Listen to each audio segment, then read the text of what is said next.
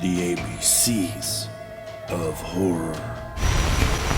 Welcome to the HellBound Horror Show. And with our old friend, the Necronomicon, we're going to take a look at what actually happens at a female sleepover in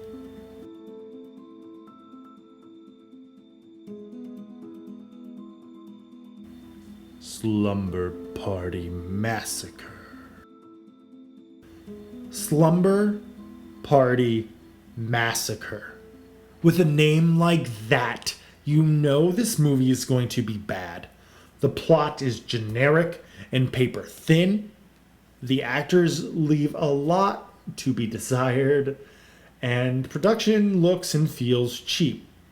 Don't even get me started on the overabundance of nudity. I could tear this movie apart. However, I didn't hate it.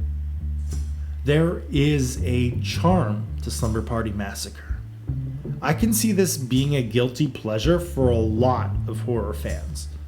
The movie is entertaining, fairly memorable, and at times, almost special.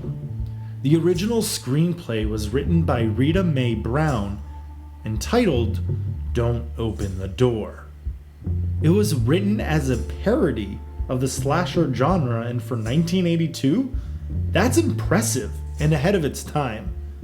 However, it did go through a few rewrites by producers and director Amy Holden Jones, and they ended up playing the movie as a straight horror film. Slasher films tend to be misogynistic, with gender-specific violence against women.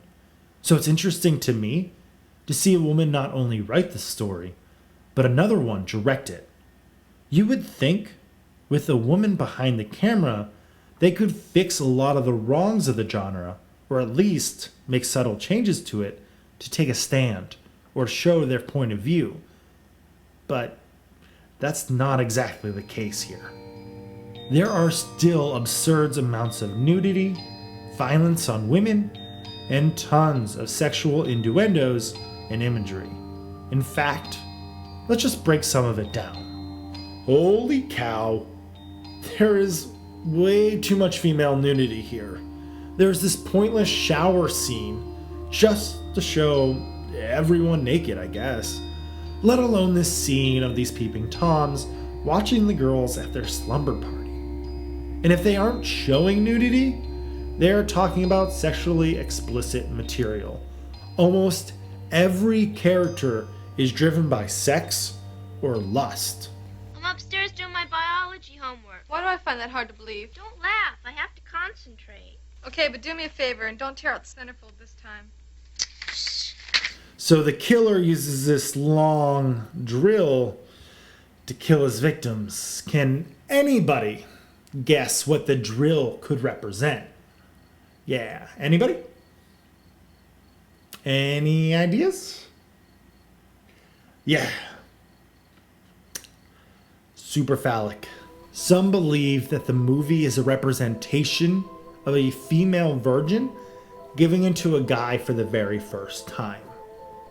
Listening to the guy tell you that he loves you with a motive-driving tone, yet is completely devoid of any of the emotion that he's trying to describe.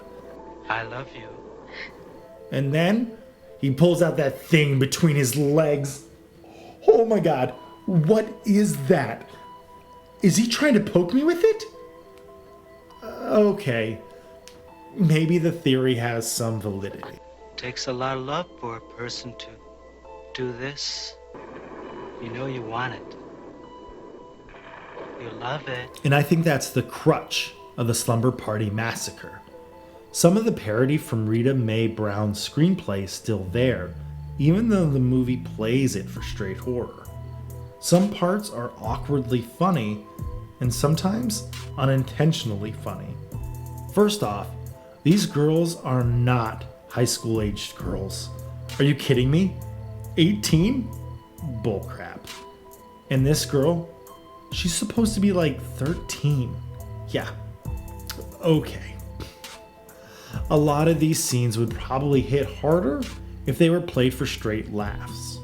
Instead, it fell in the awkward space where you don't know where to laugh or when to shake your head. Well, life goes on after all.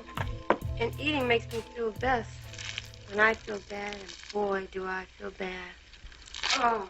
All in all, it's an enjoyable movie. It's a campy good time and it doesn't take itself too seriously. It's a B movie and it knows that. So, do I recommend it? No, not really. It's a guilty pleasure type of movie, and honestly, I think I might be a little embarrassed if people found out that I like it.